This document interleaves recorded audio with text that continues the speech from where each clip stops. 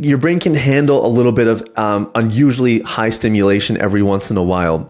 The problem is when you get exposed to pornography at a young age, which happens to everybody now because of the smartphone, when you get exposed at a young age, you are more likely to get hooked on it. The dopamine rush is just, it's too much to resist, especially for an undeveloped brain. And so when you start to develop this dependency on pornography, you're watching it regularly, what happens is you increase your arousal threshold, the level of stimulation that's actually required to experience regular arousal. When people who are exposed young start to become adults and start to have mature sexual relationships, what happens is in-person interaction no longer cuts it because it does not provide the level of stimulation that their brains have been conditioned to experience to get aroused. We believe that you are strong by design, and you were made in God's image to have a strong body, mind, and spirit. You're listening to the #1 strength and health authority podcast in the world. So let's get ready to unlock your potential and transform your life in today's episode. Ladies and gentlemen, welcome to the Strong by Design podcast show. Hosting today, Coach Chris Wilson. So just thrilled to have you. I feel like I haven't been podcasting much lately. It's summer. I've been vacationing. I've had, just a lot of time outside of the office with family and neighborhood 4th of July events and all kinds of fun things. So it's fun to get back in the office and get on a podcast with somebody who I know will be a great help for you, especially all you men out there who I know are probably struggling with some of the things that we'll be talking and touching on today on the podcast. Super excited. I met this gentleman a few weeks ago, and we got to know each other a little bit better. And he had me on his show, and I was excited to then have him on the Strong by Design podcast. Us podcasters are always looking for good guests, and podcasters make great guests. That's one thing I've learned over the last 5 years of doing the show. So really excited to get to the material that we're going to cover today on Strong by Design. But before we get there, I would like to take a quick moment just to say thank you to our return listeners, that people have been coming back for years and enjoying what we're doing here on Strong by Design. Critical Bench made a decision 5.5 years ago to have a podcast. It just felt like the right time, and we talked to the right people, and boom, we make a podcast. And we, like most people, we didn't know what we were getting into. We didn't know what all the work that was required. But once you get rolling with something and build up some momentum, you realize this is something that is just a huge and powerful force in the world. And I think more people who in business, entrepreneurs and leaders and coaches who have podcasts really feel this extra, I get energized by it, knowing that these conversations are really moving people to make great change in their lives. And that's really why we do the show. It's our show at this point, after all these years, is still not monetized. It's not something that we're really doing it for revenue. We're doing it because it's a way to give back. It's a way to minister to people and to really help and serve people in a way that we can't do in our regular business here at Critical Bench and fitness and health. And we create great products and programming for people all over the world and help them in all these ways to improve their bodies and the way they feel. But I love the fact that we can touch people in other ways with this podcast and reach them, and hit them with spiritual,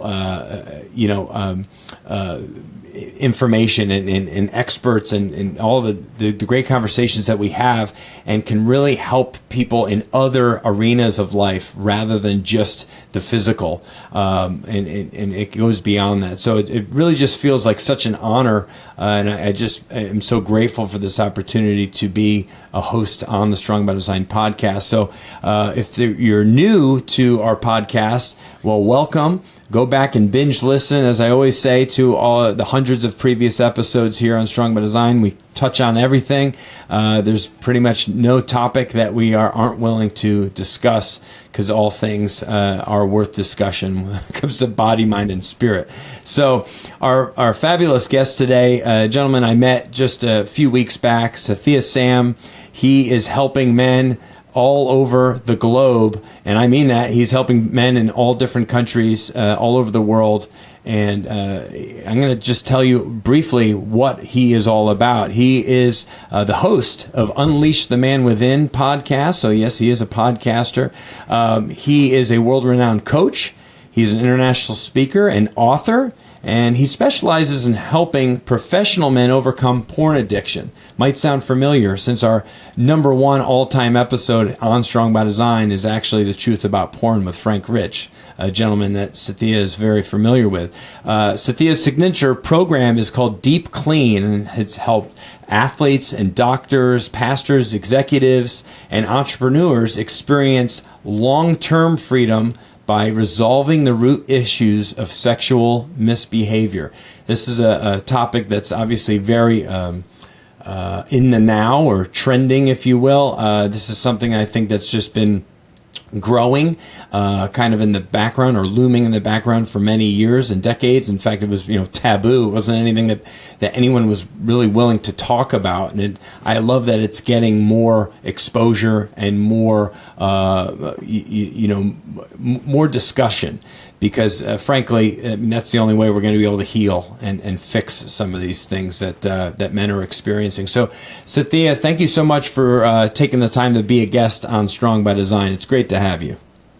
Oh, it's my pleasure, Chris. And you gave us such a good interview on my podcast, so I'm just excited to be back here, and hopefully I can return the favor at least a little bit. Oh, I have no doubt. I've been looking forward to having you back.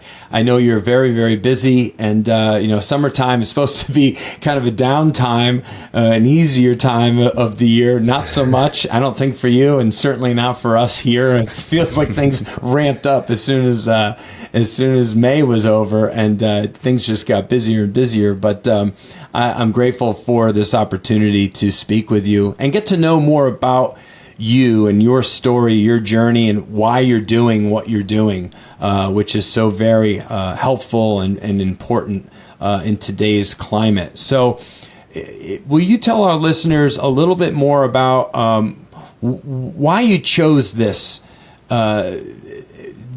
work? Why are you doing what you're doing? How long have you been at it? And where does this drive come from? Where does this passion to help other men come from? Yeah, well, I'm glad you've had Frank Rich on the podcast before. Frank's a friend and a colleague, and does amazing work. And he and I would both be in the same camp, which is that we did not venture into this space to help people with porn addiction because it was our lifelong dream. We didn't dream about doing this as little boys. For me personally, I had my own experience. I grew up in a pastor's home. My dad was a third generation pastor. So that means his dad and his granddad were both pastors as well. And we went to Christian school, had a relatively stable home. My parents were not the kind of pastors that were a certain kind of person on the stage and different people off. They were consistent. I had nothing to complain about growing up, really. And all that is to say is, if there was anybody in the world who wouldn't get into the snares of porn addiction, it would be me. But I got exposed to porn in the computer lab of my Christian school when I was 11 years old. And you know what, Chris, this is 2001. So this is before the smartphone. This is like maybe early years of broadband internet. But really, it just goes to show you that even back then, there was little you could do to protect people from ever seeing this stuff. And it's not like I was addicted overnight. I would say, actually, I was kind of shocked and a little bit disturbed by what I had seen. I was pre-puberty, but by the time I was in high school, I was watching regularly. In universities, where I would say developed into a proper addiction, where I was planning my days around it, and it was starting to affect my overall quality of life and just my day-to-day decision making. And I reached a point, we can get into it, but I reached a point where I knew I needed to get help. I spent the first 3 years seeking help and getting very little traction, kind of like people in fitness who, you do the latest fad diet, or you do what you see everybody else doing, or everyone's talking about keto, right? Or everybody's talking about HIIT workouts, and you start doing it and you start to realize like this was helpful for a little bit, but for long-term success, it just seems like there's more to the equation and no one's talking about it. And I eventually found out some of the things that get to more of the roots of the issue. You'll hear that a lot in my messaging and a lot in the interview today. And when I got to the roots, the really core elements that bring out a lasting recovery, that's when my life started to change. So February 2016, I had my last relapse. I always had it in my heart and in my mind that I would get free so I could help other guys get free as well. And I waited a couple years to really make sure my life had stabilized and that this was no longer an issue. And we launched Deep Clean beginning of 2019, and we haven't looked back. You know, we've been able to go international. I launched a book a little while back. We have a podcast. We do a daily podcast. And so we're very active there, and we've been able to help a lot of guys get free. But yeah, it was a long journey to get to this point. Yeah, it does. I mean, and we can only speak, you know, as young boys, adolescents, and, you know, teenagers and young men, that interest, you know, that boys or men have in their sexuality from a young age, where I just remember, geez, long before I was ever exposed to anything in a movie or a film or whatever you want to call it, video format. Of course, it was books. You know, it was a Playboys or Penthouse or whatever. Magazines and all that stuff. Your dad had a stack of at home, and oddly enough, I even remember my dad in the garage on top of the refrigerator. Everybody in the 80s had like a refrigerator garage, at least up where I was from, you know, where you had that stockpiled with extra drinks and stuff. And on top of that, just sitting there, not hidden or anything, was a big old stack of nudie magazines. So if I wanted to, I could look at those. Now, of course, at 6, 7, 8 years old, you don't even, it's not even interesting to you. You don't even, you know, it's like, I don't even know what that is. I don't know, why would you even want to look at that? I'm not even sure what that's all about. But then you get curious at that 10, 11, 12-year-old, you know, as you're starting to go through puberty and stuff. And then if you're exposed to it, it does change. Can you talk a little bit about like just the way when you're developing, it changes the way your brain matures or your brain develops. Can you just talk a little bit more about the how it affects us neurologically? Absolutely. So maybe I'll just take one step back, and it's probably worth mentioning that, you know, as soon as you start talking about sex addiction, pornography, right away it gets categorized as a male subject. But the analytics now actually show that about 34% of all porn viewers are women. So we're speaking to the women today as well. And it's fascinating because, you know, I've had the privilege of rubbing shoulders with people who are helping women in this area, because I work exclusively with men.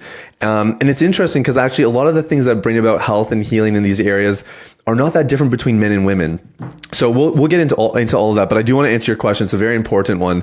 Let me draw or paint the picture with some statistics. So in 2001, the rate of erectile dysfunction among men under the age of 40 was about 5%.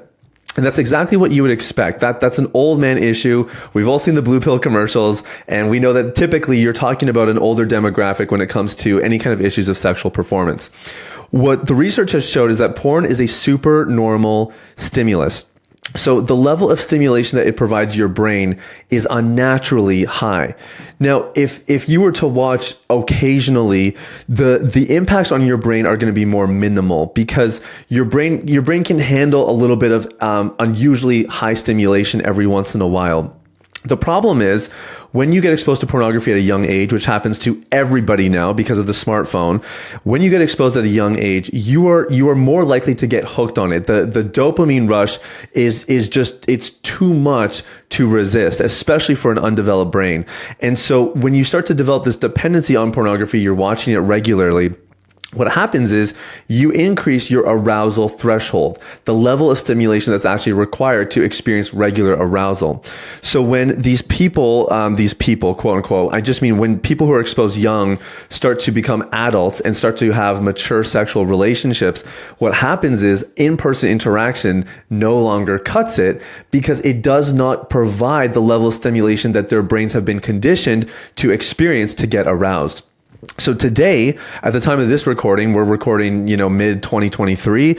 The rate of erectile dysfunction in men is reported to be anywhere between 25 to 33%. And these are just of the guys that are willing to admit it. So it could actually be higher.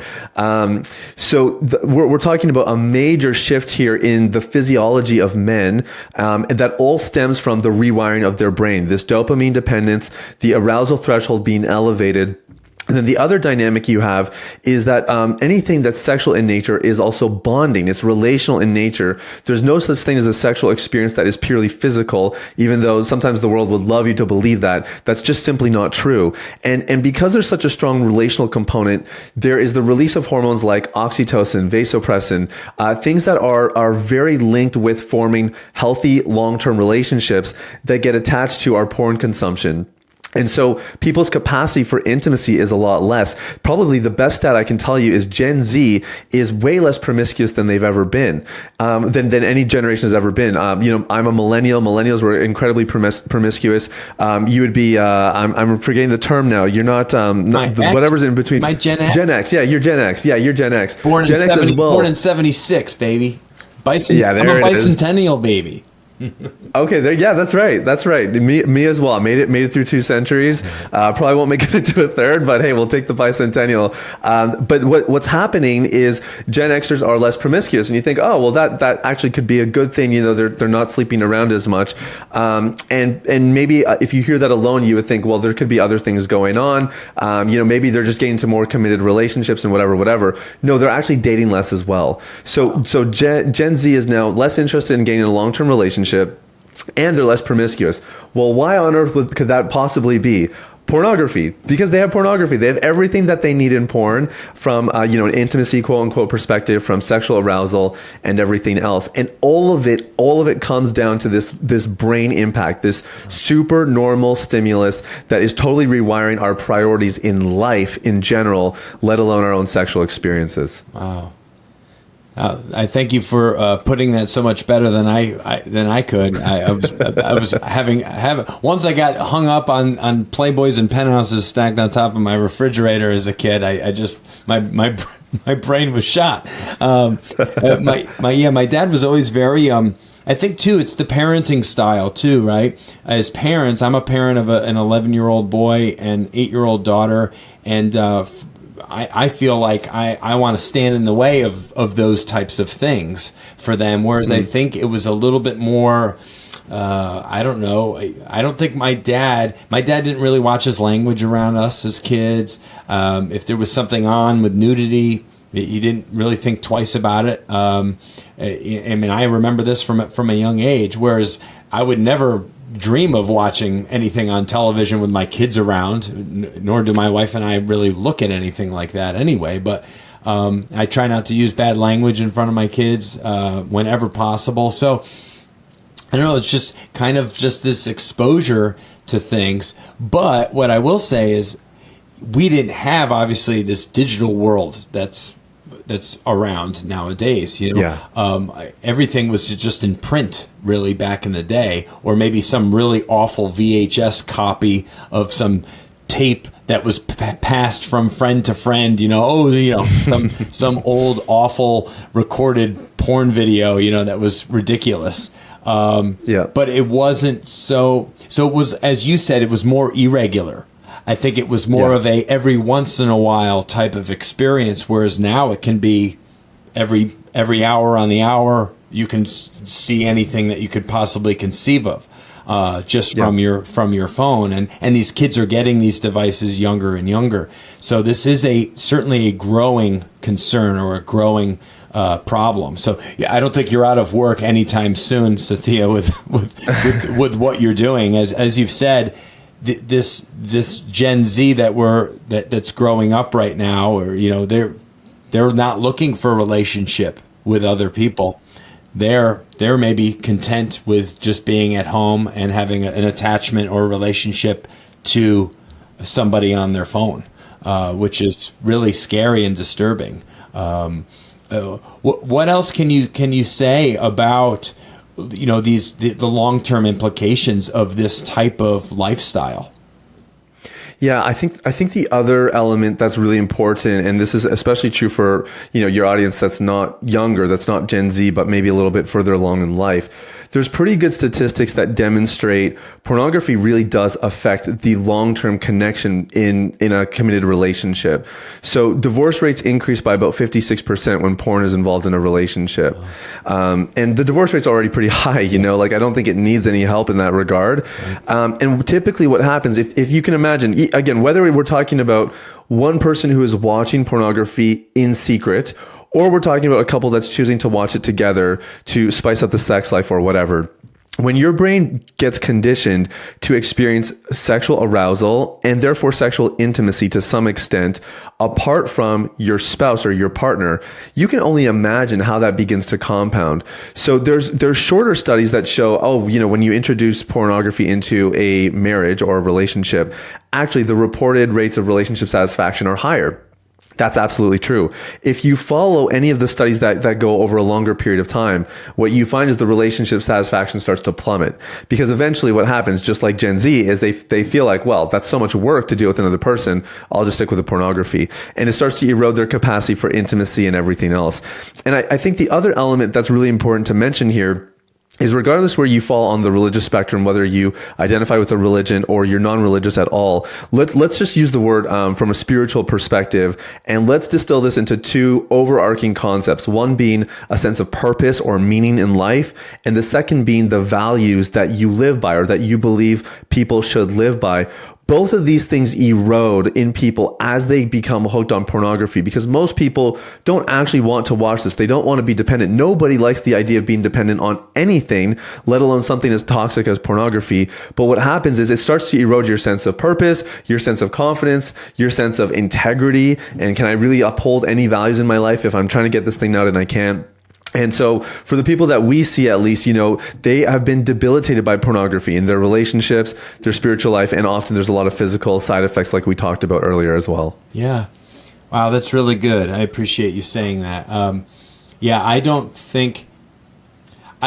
know that there's probably any good that would come of participating in it, while at the same time I recognize that it can be something that's very hard to escape. As yes. Paul, I'm going to butcher the scripture, but Paul in the New Testament talks about, why do I do the things I don't want to do, and the things I want to do, I don't do. It's like it's that struggle with that inner self, that part of us that inside really knows the right way to do things. Yeah. And the direction to move in. However, that can be very, very difficult and challenging to make those choices and to really stick to those things. And we end up falling back quite often to do the things that we really don't want to do. And as you said, you had you fell off the bandwagon, so to speak, at some point 7 or 8 years ago it was, right? And you already committed to this new life. And yet, sure enough, what happened? You fell back on an old habit or a struggle that what you hadn't quite beaten, if you will.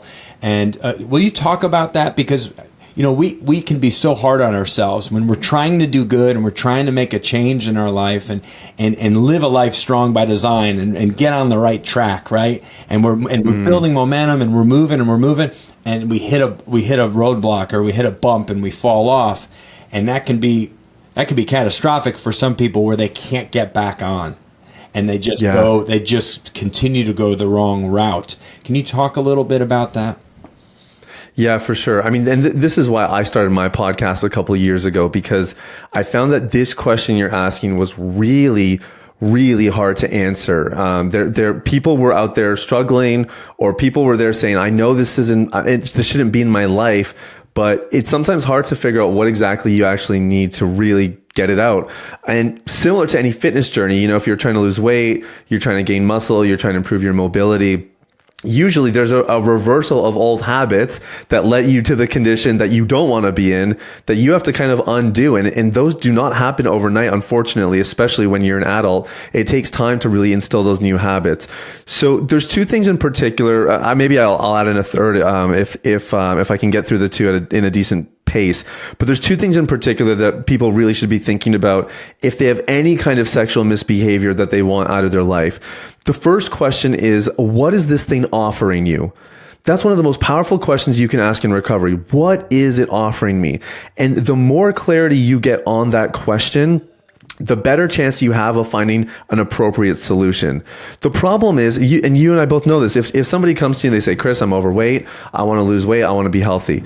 Well, you have to figure out, how did this person get to this position in the first place? What was it with their eating or their lack of exercise or whatever it might be that caused them to reach that place? Until you can figure out what food is offering them, because if they're going to food for comfort, if they're going to food as a source of, whatever it might be, safety or strength, or it's something that de-stresses, until that element gets resolved, until they can find healthier ways to handle stress, that bad relationship is going to be there with food. And it doesn't matter if they have killer programming. And it's very similar in the recovery sense. If you have people who are turning to pornography for comfort, they're turning to it for intimacy. They turn to it because it's the only place that they know they can go where they're not going to risk rejection. That's why Gen Z is choosing pornography over a long-term committed relationship. They don't have to expend the effort and risk being rejected, right? Pornography is going to accept you every single time. So if you have these kinds of dynamics at play, the first thing you have to ask yourself is, what is this offering me? And the clearer you can answer that question, if someone's listening and you're like, oh, I know what my answer is. No, you don't. You want to take your time with this. You want to answer this really clearly, because if you jump to an answer, it's not fully accurate, then your solution will also not be fully effective. So it's important you get clarity here. And that's what I mean when we talk about going to the roots of the issue. Now, there's three particular kinds of roots. We can go into that later if you'd like, but I'll just brush that off for now. The second component is community. And what the research shows is that the opposite of addiction is not, the opposite of addiction is not sobriety, it's connection. And so when people are in meaningful relationship with each other, peer to peer, mentor to mentee, whatever it might be, when you are fostering healthy, meaningful relationships, it does something to the human heart that nothing else can. No amount of pills or prescriptions or habits or routines could replace the impact of meaningful connections. So everything we do has, group coaching dynamics, online forums. We do everything we can. I travel around and I'll do live events with our clients, because anything we can do to foster a sense of connection and community is going to position people to really make a long-term recovery. So those two things are really powerful. With men in particular, whether men admit it or not, all men are at least a little bit competitive. And so we find as well, there's a great dynamic that happens when guys start to experience success in a community. It's really inspiring to the other guys. And they're like, hey, he's not better than me. Like, if he can do it, I'm going to figure out how to do it as well. And I think that kind of camaraderie is actually, there's obviously toxic competition, but generally, you're going to have healthy competition, especially in an environment like this where everybody gets it. Like there's not a lot of criticism or that kind of thing. Let me touch on the third thing really quickly, because I think Critical Bench and the Strong by Design podcast do this very, very well. When you have an expert that you trust, that again is incredibly powerful. If you did an assessment of, all the, I don't know if you've ever gone down the route of psychotherapy, if you've ever got any therapy yourself, but there are tons of different methods and modalities that have come out in the last 10 to 12 years. So there's like equine therapy as an example, like people being around horses apparently is really good for curing depression and anxiety. I've never done it myself, but like we have all these new methods. And basically what it shows is that these methods are just as effective as anything else that existed 30, 40, 60 years ago. What they found is across the board in the last 60 years with all these different therapy methods and whatever, the leading factor of whether or not somebody gets a positive outcome from their experience through a program is, do they trust the practitioner? That's it. Do they trust the practitioner? If they trust that person, the chances of them getting the result they want, whether it's with you guys where they want to build a better body, they want to have a stronger mind, or it's with us where they want to get porn out of their life and they want to have, get their life back on track. If there is trust fostered there, that's the best indicator that they're going to have success. And so for us, when people come to us and they want our help, we actually want to see, do they actually trust us? Like, have they been listening to our stuff or following us for a bit? Is there enough relationship? Because if we don't have that to pull on, we're actually not going to be able to get them as far as we want them to, and we'll be doing them an injustice. So those three things are really, really important for somebody who wants to embrace the recovery journey. Yeah. That's fantastic. That reminds me of what you had said at the start with that integrity thing. Integrity happens to be one of our 7 core values here at Critical Bench. We have 7 things, 7 guiding principles. And at this point, any past listeners of our show no doubt have heard episodes where we go into great detail about some of these core values. But integrity is it's a character element, right? It's a character trait. It's honest living, like living with yourself honestly, and the person that you project you are to others is who you actually are.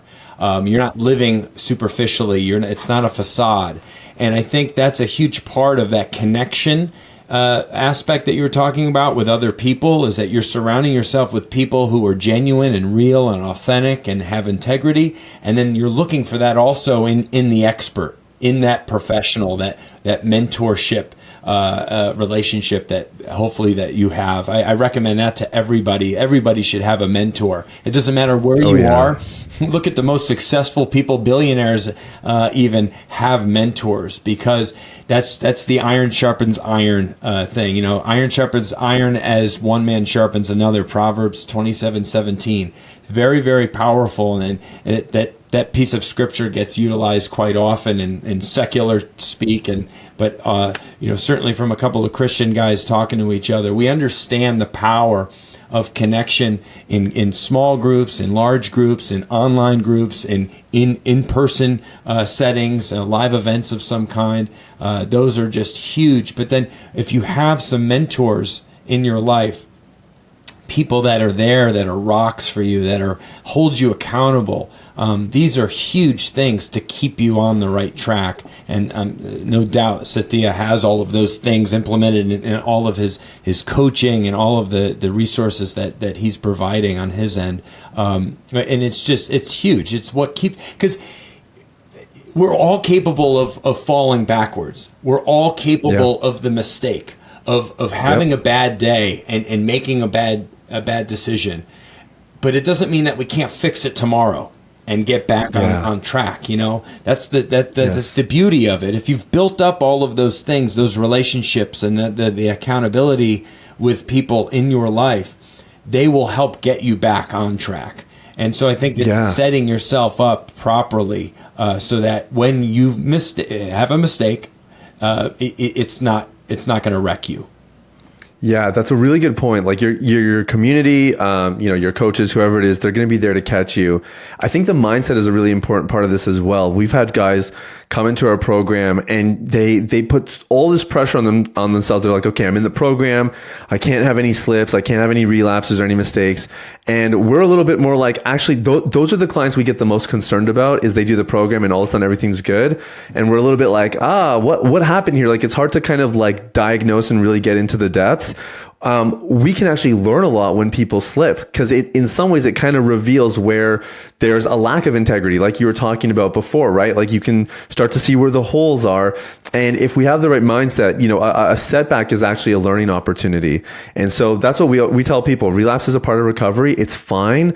Let's learn from it so that we can prevent it from happening in the future, and then move on. If we make a big deal of this thing, we're going to live in regret. We're going to live in the guilt of it. We're going to get hung up in our past, and it's just not doing us any favors. Let's keep moving forward, learn from it along the way, and eventually we'll see the trend start to change. Yeah. That's such an important teaching a moment for us, and a growth moment, if you will, because we're all growing, we're all learning, we're all changing. And hopefully that's the case, because we don't want to be the same person in the next 5 or 10 years that we are today, or that we were 5 or 10 years ago. We want to continue to make strides in bettering ourselves and and hitting our potential a little bit more, and just learning and growing from other people and relationships. That's so important. I was looking at some of your social platform. I think I was on your Instagram, Sathiya, and saw something. It was probably something that a meme you had shared or probably created yourself some weeks back, and it referenced masturbation as sin. And so could you get a little bit more clear, because I know there's listeners out there that are like, well, geez, okay, I'm pretty good. I don't really look at porn. Maybe I gave it up. I know it's not good. I try not to, I don't feel I have an issue with it. It's not something that's like, part of my daily life. However, for a man, masturbation, or even a woman, obviously, is there. Is that something that we should also strive to conquer, if you will, or overcome the desire for that, even if we're happy with our partner? Could you go there a little bit, because we haven't talked much about that on our podcast in the past. Again, a taboo topic. People don't like to talk about such things. But if you could shed a little bit of light on it, I think it would really help our listeners. Oh, I appreciate the question. So this is something I've had to work through personally, because when I quit pornography in February 2016, I also stopped masturbating. So those things were just hand in hand for me. But then I kind of had to think about, well, why is masturbation wrong?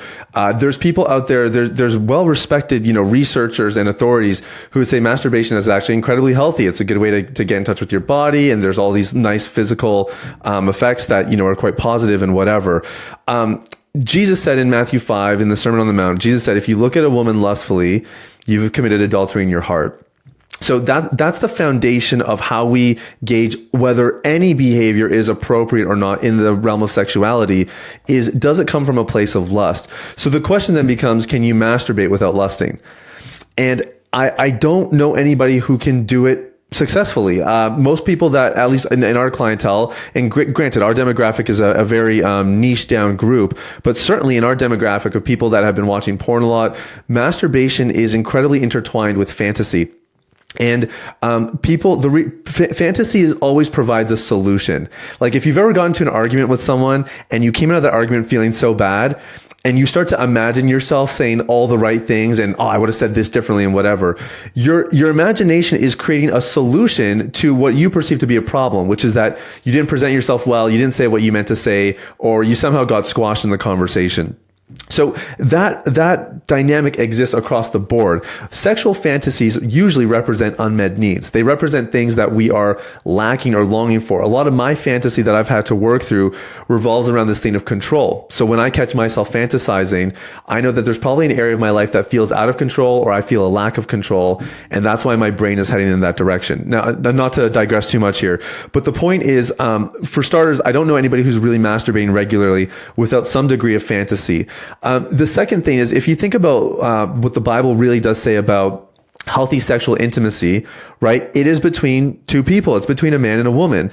And so when you have a sexual experience alone, solo, I personally believe that is a violation of God's design for healthy sexual intimacy. And then, the married people will say, well, what if I'm fantasizing about my wife? You're still fantasizing. Like objectifying your wife is still objectification. We're designed to have it in person, like with the other person. And, then it's like, well, what if I'm in the military and I'm away for months at a time? Yeah, that kind of comes with the decision to be in the military.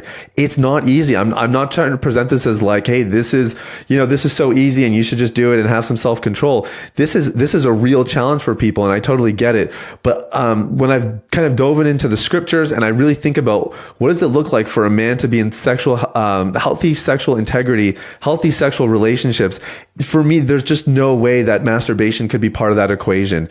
So I don't see any place for it. I can tell you my life is a lot better without it. My mind is clear. I relate better with my wife because of it. And I cherish those experiences that I have with my wife a lot more because masturbation isn't in my life. So that's where I stand on the subject. No, I'm glad that you're able to take a biblical look at it, because, obviously it's strong by design. We love the truth that's revealed in the Bible. And if you're looking for truth, there's no better place to look. And so, especially coming from the mouth of Jesus. So it's very powerful, and I appreciate you making that a little bit. It's a good point, and I think it's a perspective that a lot of people aren't maybe haven't arrived at on their own. They kind of need somebody like you to guide them as an expert in the field. So that's very powerful and helpful for me, because I've been that guy where, hey, I don't look at porn, but yet masturbation's still part of my life, right? So it's like, I always saw those as two separate entities. And while they are, I could also see, obviously, there's a very close connection between the two. And yeah, you have a tendency to fantasize if it's just a solo activity.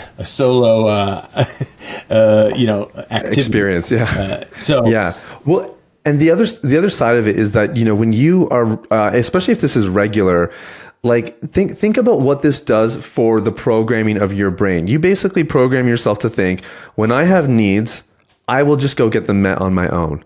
Right. And so it becomes, people who masturbate regularly become very focused on their needs. Even when you hear these authorities and these researchers talk about it, it's all about the individual getting their needs met, me. And we know that for healthy sexual intimacy, the best way to have a good sex life is to come in with a servant heart. That's the best way. The whole design of sexual intimacy by God, that you learn to serve the other, and in serving the other, you get your needs met. So masturbation for me is totally anti that. It programs you to prioritize your needs above all others, because you have your sexual needs and you have to get your fill. And that kind of programming over longer periods of time, I think is going to have bad consequences. Yeah. Oh, that's great. That's very helpful, and I'll probably go back and listen to that section again and take some more notes. Well, because we're all all of our listeners, myself included, we're striving for this version of ourselves that we've fantasized or created in our head, the people that we want to become at some point. Mm-hmm. Yet, there's a lot of work required to get there. And so I think there's a lot of things that we do in our daily lives, weekly, monthly lives, that we would love to omit or remove or extract from our daily activities. But it requires a lot of thought and a lot of processing and a lot of, probably hiccups in trying to get there, as it would be like trying to eat cleaner, getting into new habits with your nutrition. Very hard to stop eating the foods that are high caloric intake or processed crap, and to eat a cleaner. As I sit here and drink my Prime Energy drink, but of course I'm functioning on fumes at this point after 2 days of product filming here. I needed to be alert for Sathiya and not be running on fumes. So, thus the energy drink. But it's working, man. Yeah. So. At this point, you've been at this for a number of years.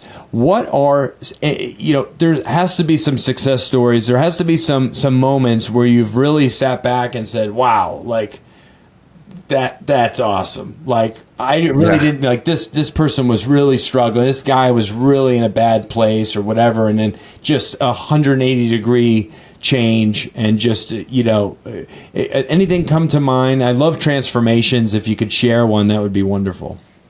Oh yeah, and I'm not exaggerating. I mean, I am overwhelmed now on a weekly basis. We have a Slack channel with our team where they report client wins, and some of the stuff that God is doing in these guys' lives is just unreal. So tons. Let me share one that I think your audience would appreciate. We worked with a guy named Patrick Young about a year and a half ago. Patrick Young was you're Florida based. Yeah, of course. Yeah. So we worked with Pat Young. He had just basically finished his basketball career in Europe, and he was transitioning back into life in, I think it was Jacksonville, and had met this amazing girl who basically said, "Hey, if you want to marry me, I consider porn to be cheating, and it can't be part of your life." So his ears like kind of perked up, and he was like, okay, I need to go, figure some stuff out, because, when you're living that kind of professional athlete life, you have a lot of opportunities. We'll just put it that way. And he was definitely doing some detoxing in his life at this stage. So when he came to us, we basically have three pillars that most roots fall into. It's self-awareness, healing of the heart, and your identity, your sense of self. And so the big thing with Patrick was, and most athletes are wired this way, at least the athletes we've worked with, is they have completely neglected part of their inner life. So they can tell you when they're angry, they can tell you when they're really passionate about something. And then they can tell you all the beliefs and all the mantras and all the good stuff that they think. But if it ever came to feeling disconnection, feeling sadness, feeling any of that kind of stuff, those things are often very hard for them to access. And so our work with Patrick Young was really focused on that. It was really helping him cultivate language around his inner life, giving him regular practices that he could kind of build that awareness. We do have a proverb around each of our pillars. And the proverb for self-awareness is, if you are not aware, it cannot be repaired. That's not like a biblical proverb. That's a Sathiya proverb. But if you are not aware, it cannot be repaired. And so this is sort of the gateway, is you have to be able to understand that inner life a lot better. And, we took him through all three pillars, but that was the thing that really changed his life. And what was cool is I was encouraging him. I was saying, hey, some of the stuff you're discovering, you need to share that with your girlfriend. Like, she wants to hear this stuff. And he was so hesitant, almost a little bit embarrassed. He's used to just being this revered guy, right? And it's such a vulnerable thing to share about, some of the feelings he's been processing, or just some of the things he's been working through. But he did it. They grew closer together, and they were engaged by the time he finished our program. And as a matter of fact, he was supposed to get married about 2 or 3 weeks after he finished our program. And he got in a life-changing car accident. I don't know if you heard about this, paralyzed from the waist down. And I got a text from him probably 2 days after it happened. He's still in the hospital. I didn't know. And so he said, hey man, just wanted to let you know what happened. And the cool thing, and to me, this is God in his goodness, because obviously Patrick's rehabbing. He's got a small window where if everything goes right, he might be able to get the feeling back in his legs, if I understand it correctly. And so he's going really hard at it. But the really cool thing is, man, he built self-awareness. He built tools and practices to help him manage his emotions, regulate the things he was going through in day-to-day life, both in his relationship and beyond. And I mean, we had no idea the kind of purpose those things were going to serve in his life. But by the time he got in that accident, his wedding got postponed a little bit. They did get married, but now he's in this kind of rehab stint. And now he's got tools that are not just helping him stay clean, but they're actually going to help him in his rehabilitation and his marriage and everything else beyond. And so that's a little bit of an extreme story, but it gives you an idea of what happens when you really do get to the roots of the issues. Man, things can change your life pretty dramatically. Wow, that's amazing. Yeah, we were destined to speak with each other. Patrick, I think, was introduced to us. It might have actually been Frank Rich, because we're always sharing guests with each other. And Patrick Young was on our podcast several months back. Oh, no way! Yeah, oddly enough, it's just just the way the way things work, right? And his testimony was just fantastic. Obviously, I had not been connected with you yet, so I just think that's just so wonderful. People go back. I almost feel like saying episode 275 if they go back to earlier this year to listen to that episode with Patrick, but they can hear more about his story, his journey, and obviously giving you more love and appreciation for your work with him in really helping him. And that was prior to his catastrophic accident, which is but I mean, he's found a way though to turn that injury into something very powerful, where he's using it to help other people. So it's just it's a testament to the type of man that he is, certainly. Yeah. And that's just wonderful. Thank you for sharing. And I know there's hundreds more stories like that with the work that you are doing. We have touched on this topic, as I said, a few times on this podcast, both times with Frank Rich. And both of those episodes, it's actually 2 episodes that we considered part 1 and part 2, even though they're years apart. And those are in our top performing podcast episodes ever on the Strong by Design podcast. So it just shows you the need for these conversations. I have no doubt that this particular conversation won't climb quickly as well, because people want to learn more. They want to know more about something that, you know, is I think, again, we realize that this is not something that's good for us. However, we kind of turn off those feelings and that intuition and that inner voice, and we just allow ourselves, because we're not hurting anybody, right? That's what a lot of people will say. Well, I'm not hurting anybody by looking at this stuff. What would you say to that as we kind of close out the conversation? When people say, you know, I just look at porn casually, you know, I'm not hurting anybody doing it. It's just something that you know, that I do when I'm by myself. Yeah, so there's a guy named Benji Nola. I don't know if you've ever heard of him. He's the founder of an organization called Exodus Cry. And they got really interested in sex trafficking and basically trying to obviously, you know, disband sex trafficking around the world.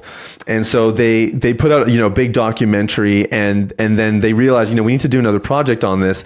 And they spent the next 5 years going to, you know, the red light districts around the world, brothels, like all these places, and studying who are the people that are coming to these brothels, why are they coming here, who are the people running it, and everything else. And anyways, I'll spare a lot of the details around it. It was fascinating research.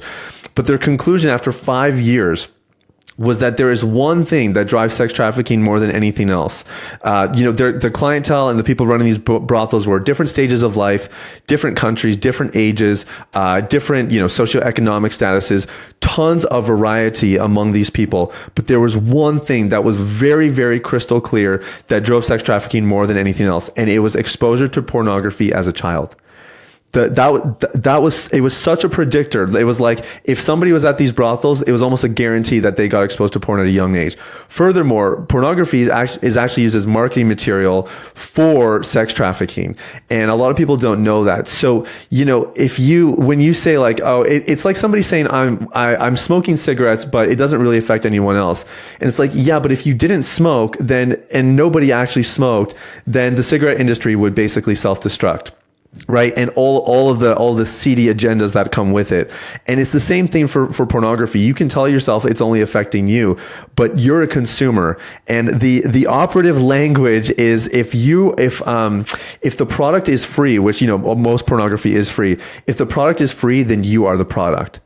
So you are living a lie if you're telling yourself it's only affecting you. You're actually the product. They're benefiting tremendously from you. But not only that, you're actually fueling a lot of the agendas around sex trafficking and some of those other things that are happening behind closed doors. So it's a total lie, and it's unfortunate how many people stay kind of stuck in their dysfunction because of it, because it's simply not true. Wow, that's great perspective. Thank you for that. That's helpful. And yeah, I've after just listening to people like yourself and Frank Rich and others like you guys out there in the world, it makes you think about these things in a much different way, like quickly, like a flip, like a switch that's been flipped. It's like, wow, yeah, I'm not hurting directly in the moment other people, but what I am doing is I'm being a consumer of something that's very ugly, very dark, and it's almost like you're giving it a nod of approval in some way. It's like that this is okay, but this is nothing that any of us would want for our own children, right? So yeah, it's not great point. For me. If it's not good enough for my son or my daughter, then it shouldn't be good enough for me. Or for any other self-respecting person of integrity, and so that's why I think we all have to look at ourselves in the mirror and what do we want for the next generation, for our children, for, if we don't have children, for our siblings' children, or for our neighbors' children. This is an ugly thing, an ugly industry that really wrecks people, that wrecks people's lives. And we need to, I think, be more willing to have these conversations and explore these feelings a little bit more, and seek professional help when necessary, and have those people accountable, to hold us accountable in our lives that are recovered from it. That's where I feel like men like yourself and like Frank, who have had their own bouts and their own struggles, that's where the real helpers, I think, come from. The people that have walked the path and fallen and realize how difficult, how challenging it is, and the methods to overcome it, and not let it have its grip on you so very hard, strong.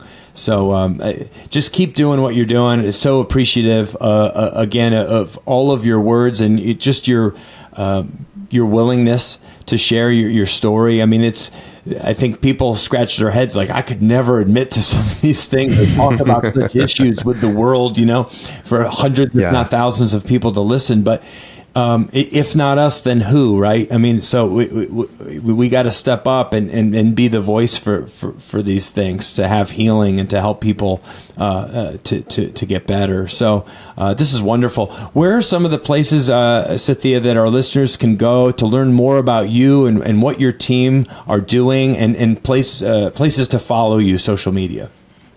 Yeah, I think there's just two places I direct your audience. If you like podcast, Unleash the Man Within is the name of our show. We're a daily show. We really do try to provide just daily content because we know this is it's a daily struggle. And so that's a really easy win for your listeners. And then on Instagram, we're very active there. We post every day. Probably have 300 to 400 conversations a day on Instagram. Really trying to just give people resources, help out any way we can, answer questions, all that kind of stuff. And I'm in there quite a bit. So like in the DMs quite a bit. So Instagram is awesome. And the podcast is Unleash the Man Within. Wow. Wonderful. Great resources. So listeners, check out another great podcast with Sathiya Sam, Unleash the Man Within. And then also you can find him on Instagram under the same name. It's Sathiya. It looks like Sathiya Me Sam. Is that? Yeah, that's right. Yeah, those are my middle initials. I'm not super into myself. Yeah, Sathiya Me Sam. Yeah. I love it. Well, I am following, and be a regular listener of your podcast, and so I really. I'm grateful for this opportunity to get to chat with you and share what you're doing in the world with our audience. It's been wonderful. Thank you, listeners, for coming to the Strong by Design podcast, for checking us out. I will ask you one thing. I ask this almost every episode. If you could share this episode or this podcast with one friend or family member, just somebody who you feel this could help. Maybe there's somebody in your family, in your workplace, an old friend, somebody that you feel should hear these words and what Sathiya had to say today, and it could help them maybe think about things or move the needle in their life a little bit. That would be great, because that's what helps the show grow and really does what we want it to do, is just reach people and help them in some way. So thank you so much for joining us. We'll be back next week, as always, on Wednesday when a new episode drops. We'll talk to you then, and God bless. Thank you so much for listening to the Strong by Design podcast. If you found value in today's episode, please subscribe so that more people can find out about our show. Plus, you don't want to miss any future episodes with the amazing guests and topics we have lined up for you.